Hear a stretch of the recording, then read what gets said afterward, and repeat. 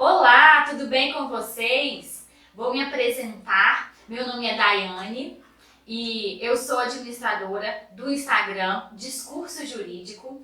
E estou aqui nessa tarde para trazer um tema muito especial para vocês. Eu quero aproveitar a oportunidade e agradecer a Angelita Lemes, do Sacaprev, aqui dessa plataforma que com tantos cursos, com tantas oportunidades para vocês. Então, quero agradecer a Angelita por ter me proporcionado essa oportunidade de estar aqui com vocês para falar sobre um tema muito interessante, que tivemos bastante mudanças, que é a pensão por morte. Nós vamos entender um pouquinho como que era antes da reforma da Previdência, e como que ficou.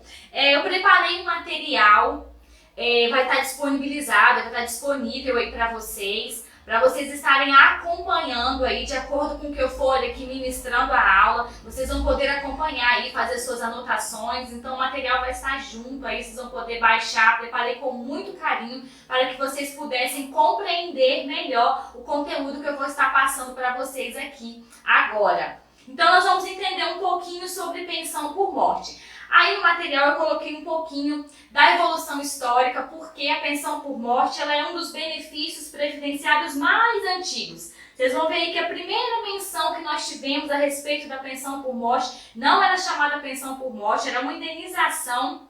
Foi através da Lei de Acidente de Trabalho, o Decreto 3724 de 1919. Lá, somente as pessoas que sofressem acidente de trabalho, os dependentes, a família, no caso nessa época não existia os dependentes, mas a família poderia receber um tipo de indenização que era mensurada dependendo do grau, do nível do acidente de trabalho.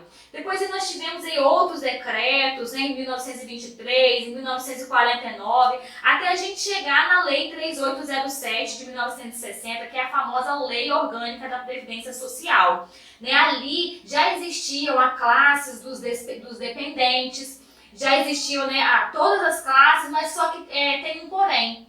Nessa época, a pensão ela era paga, na maioria das vezes, os dependentes eram somente mulheres. Somente através da Constituição Federal de 1988 que os homens passaram, através do artigo 5º, onde procedia a igualdade de gêneros. Então, ali que os homens passaram também, o cônjuge e o companheiro, seja de qualquer sexo, passou a integrar aí o quadro também dos dependentes. Então, coloquei para vocês todas as previsões legais desse benefício da pensão por morte, tanto na Constituição Federal, quanto na Lei 8.213, no Decreto 3048 e também na Instrução Normativa. E já aproveito para deixar uma super dica para vocês. É muito importante que quem deseja atuar na área previdenciária, que faça a leitura também, não só dos decretos e da lei, da Constituição Federal, mas que também faça a leitura da IN 77, da Instrução Normativa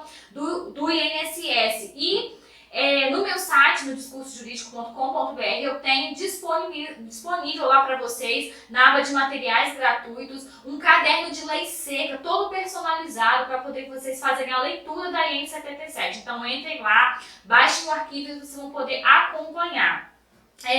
Conceito da pensão por morte, benefício previdenciário destinado aos dependentes do segurado falecido, seja ele urbano ou rural, aposentado ou não, ou em caso de desaparecimento, tiver sua morte presumida declarada judicialmente. Então aqui é importante a gente trazer para vocês duas questões. A primeira é que o benefício da pensão por morte ele é pago tanto no urbano quanto no rural. E às vezes as pessoas têm dúvida e acham que talvez por ser trabalhador rural, por ser segurado especial, não tem direito à pensão por morte, mas tem direito sim.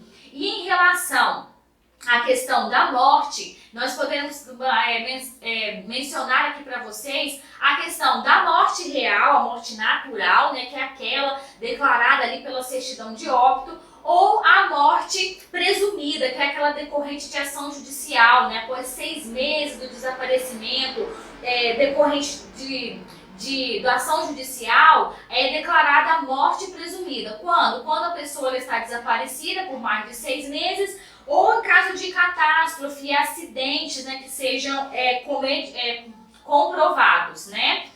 E aí nós passamos para uma questão: quem tem direito ao recebimento da pensão por morte? Quem vai estar recebendo a pensão por morte?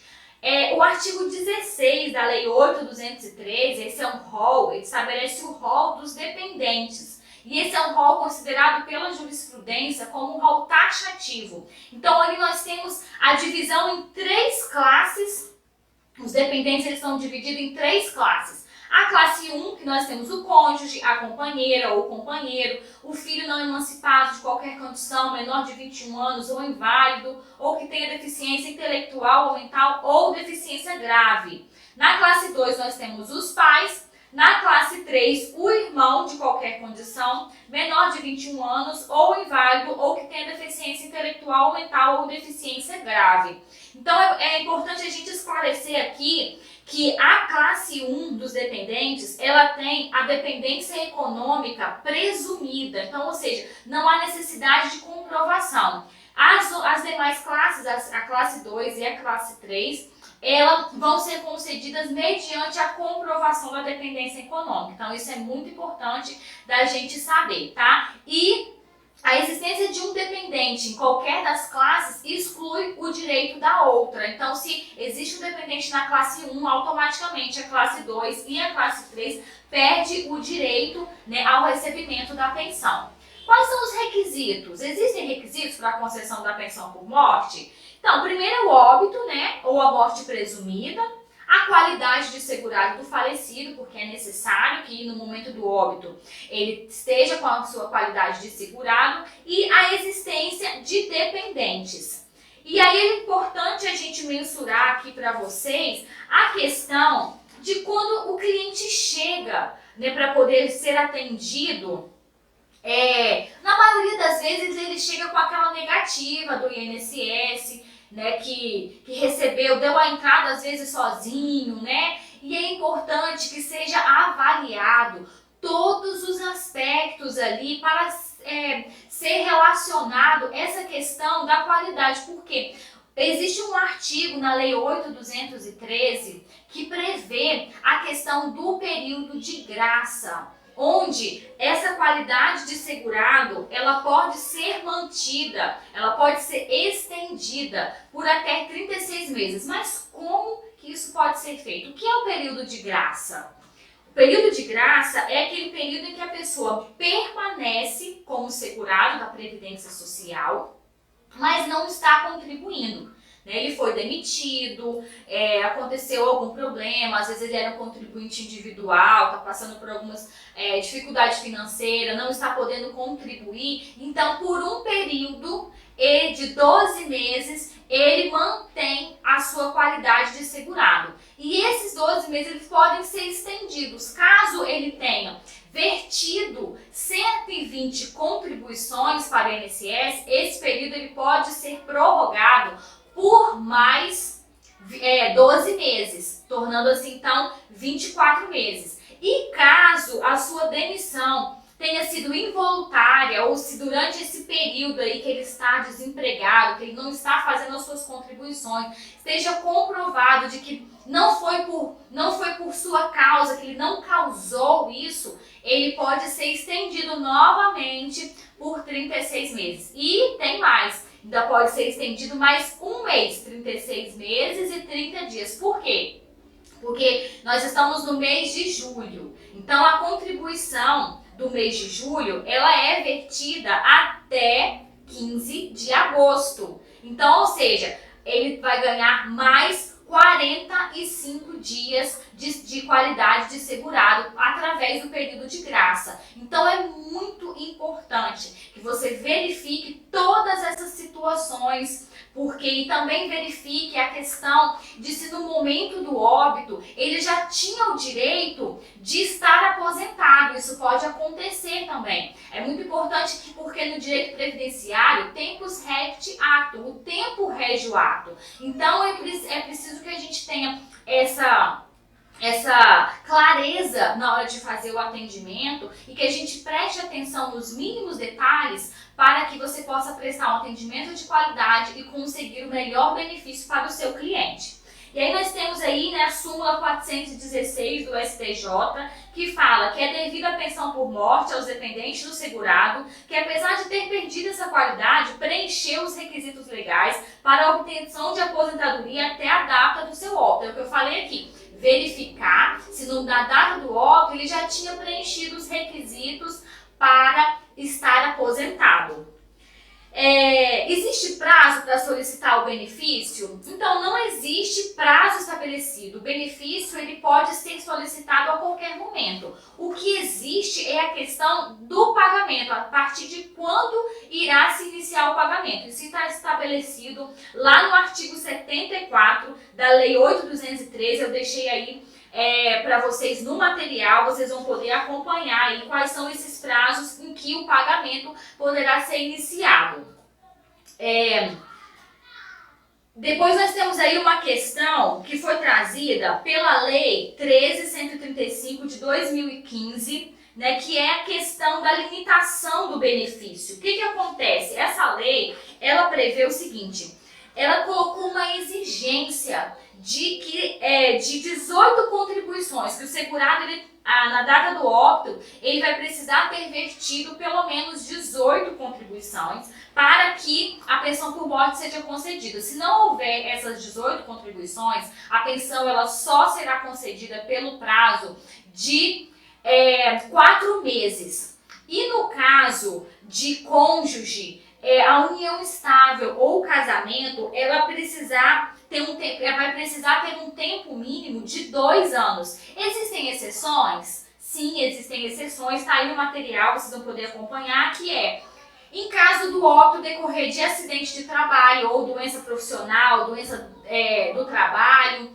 Então, essa é a exceção, não vai precisar comprovar essas 18 contribuições. E também, caso o cônjuge ou companheiro for portador de invalidez ou deficiência, também não será preciso a comprovação, né, que a Lei 13.135 estabeleceu.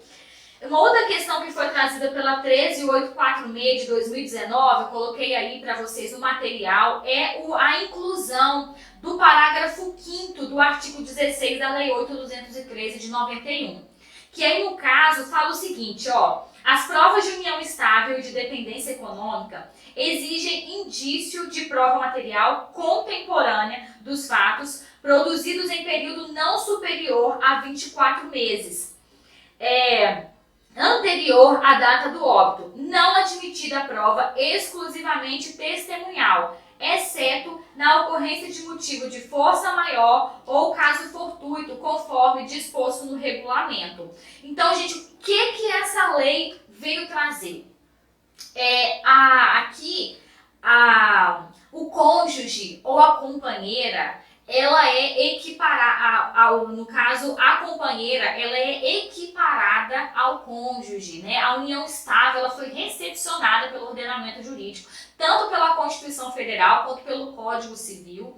Então, o que veio essa lei veio que agora, ou seja, se o cônjuge e a companheira eles não têm a equiparação, então eles fazem parte da classe 1 dos dependentes. E nós vimos agora há pouco, que eu falei com vocês, que na classe 1 dos dependentes não é preciso a comprovação da dependência econômica. E aqui o parágrafo 5º do artigo 16, ele veio completamente oposto ao que está previsto nos artigos anteriores e colocando como se a união, aquela pessoa que vive em união estável ou união homoafetiva também, ela não está equiparada ao cônjuge. Então, é necessário o quê?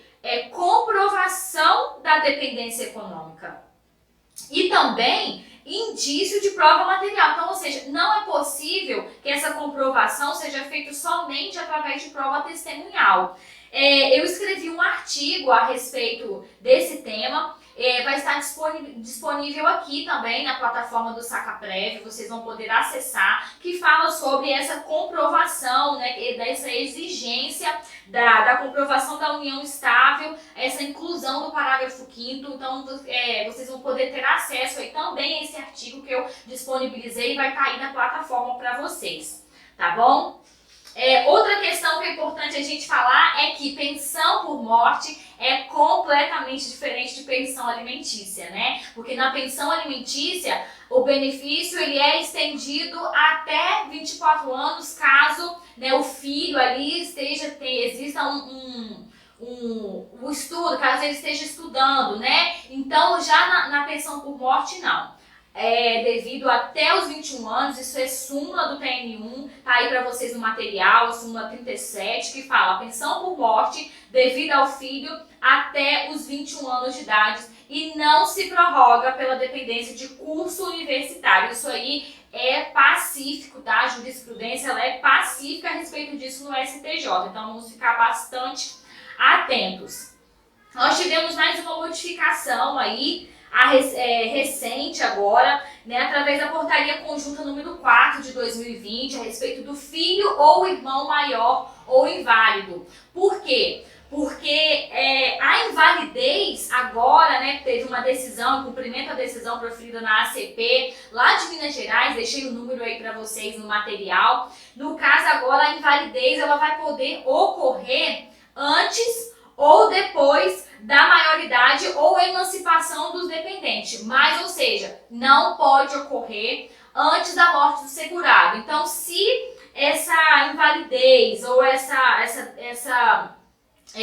ocorrer após os 21 anos, após a maioridade, mas se o segurado ainda estiver vivo, após a sua morte, ele sim poderá ser incluído como inválido lá e ter o direito, tá? Mas isso é importante, que é só para a data de entrada de requerimento a partir de 19/8/2009. Então, óbitos ocorridos antes de 19/8/2009 não abrange, tá, a decisão dessa ACP.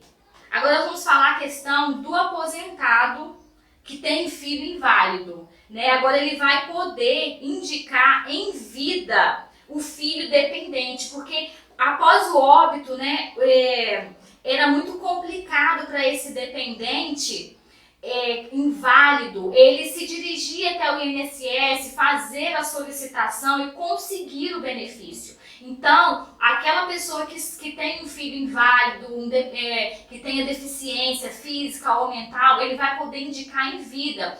O aposentado poderá ir ao INSS, solicitar, né, que já seja feita essa perícia, então já deixar lá no sistema do INSS que após o seu óbito, o filho ele é dependente e poderá já estar automaticamente fazendo o recebimento da sua pensão por morte.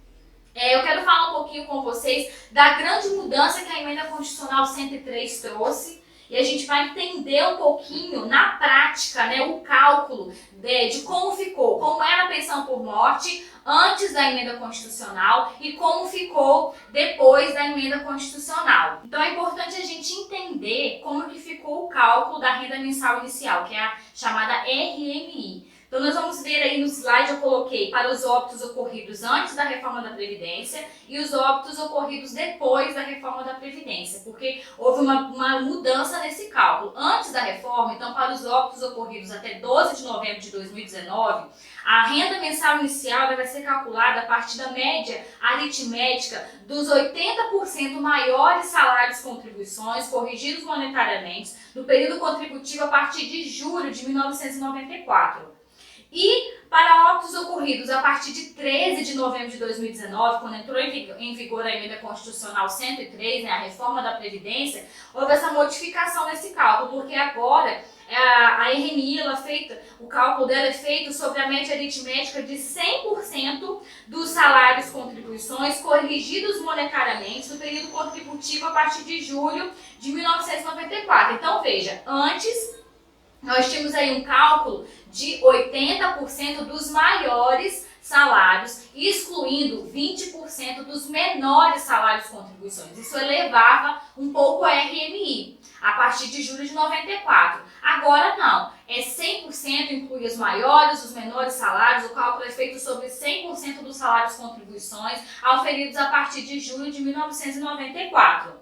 E aí nós temos a seguinte questão, vamos entender os valores, né? Como eu já disse anteriormente, no direito previdenciário, seguimos o princípio do tempus regit actum. Então, o tempo rege o acto. Então, o valor da pensão vai ser calculada a partir da data do óbito. Óbitos ocorridos até 12 de novembro de 2019, 12 de novembro de Gente, para óbitos ocorridos a partir de 12 de novembro de 2019, então temos duas situações. Se ele for aposentado, vai corresponder a 100% do valor da sua aposentadoria. Esse será o valor da pensão por morte. Se ele não for aposentado, será feito o cálculo do valor da aposentadoria por invalidez que ele faria jus e a pensão por morte também vai corresponder a 100%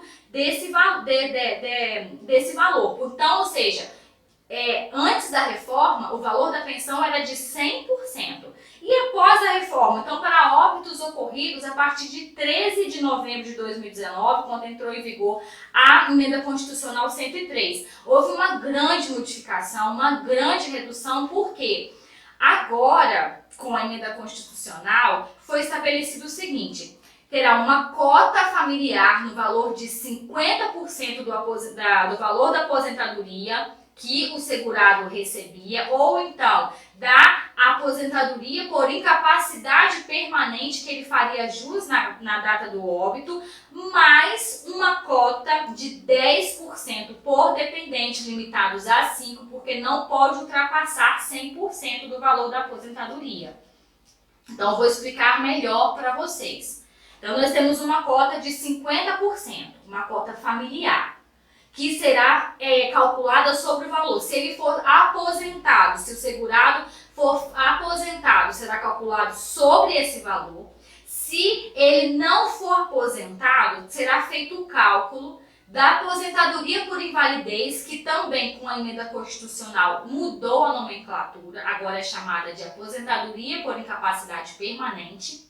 Então, será feito o cálculo do valor que ele faria jus a esta aposentadoria para ser feito o cálculo dessa cota de 50%, acrescida de 10% por dependente. Eu vou explicar isso na prática com o cálculo, né, que eu coloquei para vocês no exemplo. Ó, um aposentado, ele recebia R$3.000 e ele com óbito em 10 de setembro de 2019, ou seja, antes da reforma da Previdência. Antes da reforma, eu falei para vocês que o valor era o quê? 100%. Então, ele vai receber 100% do valor da aposentadoria, ou seja, R$3.000. E o óbito ocorrido em 10 de dezembro de 2019, ele tinha 2 dependentes. Então, ou seja, após entrar em vigor a Emenda Constitucional 103. Então, nós vamos fazer o seguinte cálculo. Cota familiar de 50%, 2 dependentes. Então, vamos acrescentar 10%, 20%. Então, nós vamos ter o quê? 70% do valor da aposentadoria dele, que eu coloquei aqui para vocês, que é R$3.000. Então, a pensão por morte vai corresponder a 70% da aposentadoria, 70% dos R$3.000 aqui do nosso exemplo. Então, olha a redução que teve, a pensão vai ser de R$2.100, nós temos aí uma redução de R$900. É importante eu explicar para vocês um pouquinho também do cálculo da aposentadoria por invalidez, né? Agora vamos sempre nos policiar de falar a nomenclatura correta. Com a Emenda Constitucional 103, mudou para aposentadoria por incapacidade permanente e ela também sofreu uma modificação, sofreu uma redução, né? Porque o cálculo será feito, ela vai corresponder a 60% da RMI, né? Nós vamos fazer lá o cálculo de a média salarial de 100% do salário de contribuições a partir de julho de 94. Desse cálculo, será a aposentadoria por incapacidade permanente, vai corresponder a 60% desse valor, e aí vai ser acrescido de 2% para cada ano que ultrapassar a 20 anos de contribuição.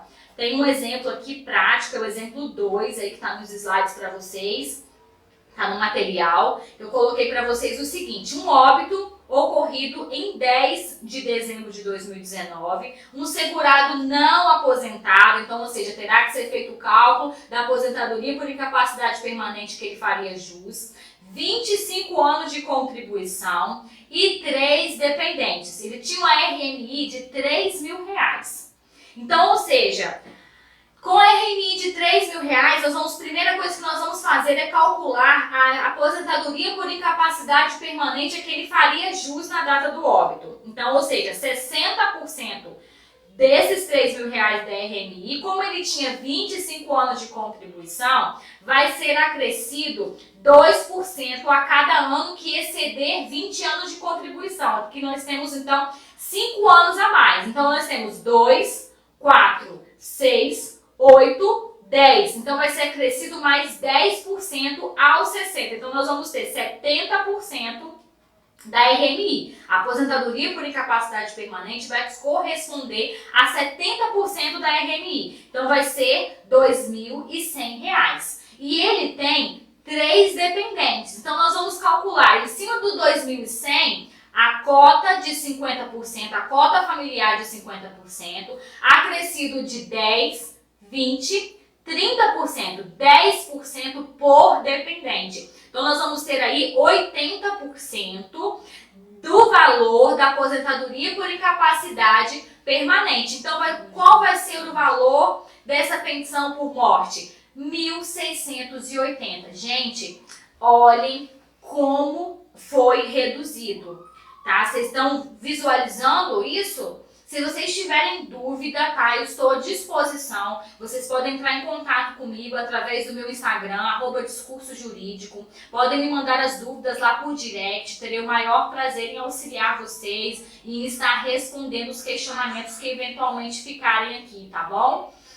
Eu coloquei aí um slide para vocês bem especificado a questão da duração da pensão por morte, tá? Ah, gente, lembrando, esqueci de dizer uma coisa muito importante, tá? Caso exista dependente inválido ou com deficiência mental ou intelectual, ou doença grave, ou então caso óbito seja ocorrido por causa de acidente, doença ou doença do trabalho ou profissional, então a pensão vai corresponder ao valor de 100%, tá? Prestem muita atenção nessas exceções, vou repetir para vocês, tá? Deficiente inválido ou com deficiência mental, intelectual ou grave, ou em caso de morte por acidente de trabalho, o valor da pensão por morte vai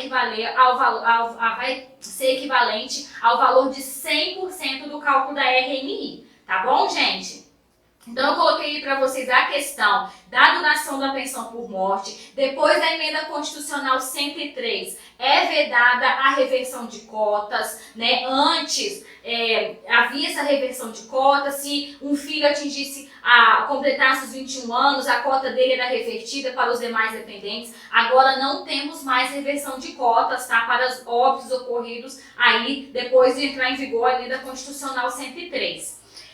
Nós tivemos uma modificação muito boa com a emenda constitucional 103, que é referente ao enteado e o menor sobre guarda. Por quê? A Lei 9528 de 97, ele excluiu o menor sobre guarda do rol dos dependentes. E a emenda constitucional, ela trouxe uma equiparação a filho. Então, o enteado e o menor sobre guarda, ele é equiparado a filho, né, ali no rol dos dependentes, mas é necessário que seja comprovada a sua dependência econômica, tá bom? Mas isso já é um grande avanço, viu, gente?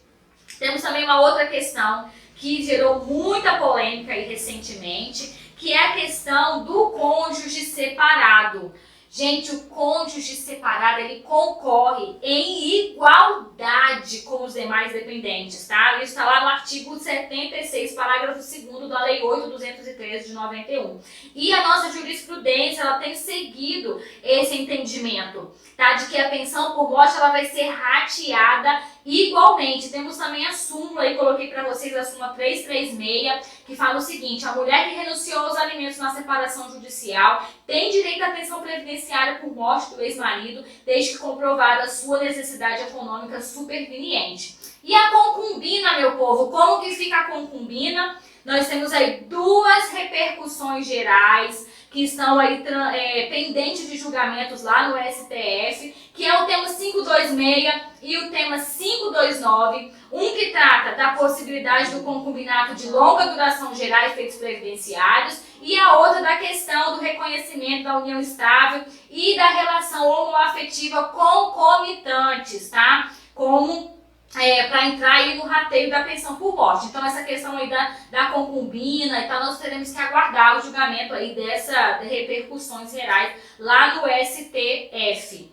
Gente, posso casar de novo? O marido faleceu, não vou casar de novo porque extingue a minha pensão. Gente, isso é um grande mito, tá? Na Lei 8.203 não estabelece nenhum motivo para a cessação do benefício em caso de novo pagamento. Então pode avisar aí pra tia, pra vizinha, pras amigas, tudo, que pode casar de novo, que não vai perder a pensão, viu, gente? Pode casar sim. E posso acumular pensão por morte? É possível essa acumulação? Gente, posso acumular pensão por morte com outro benefício. Não posso com aposentadoria. Não posso acumular duas pensões por morte no mesmo regime, tá? Então, no mesmo regime, duas pensões por morte não é acumulável. Mas posso sim acumular pensão por morte com aposentadoria, e antes da emenda constitucional 103, os benefícios eles eram somados. Após a reforma da Previdência, o segurado ele vai receber integralmente o valor, o benefício que for mais vantajoso, e vai receber uma parte do outro que for menor. E aí tem uma tabelinha, eu coloquei essa tabelinha para vocês aí no material, né? Que tem aí o escalonamento de como que será recebido, como que será feita essa acumulação. Então, o benefício de maior valor, ele vai ser recebido integralmente, e o outro benefício, ele será recebido uma fração, que tem uma tabelinha, eu coloquei aí para vocês entenderem como que será feito essa acumulação.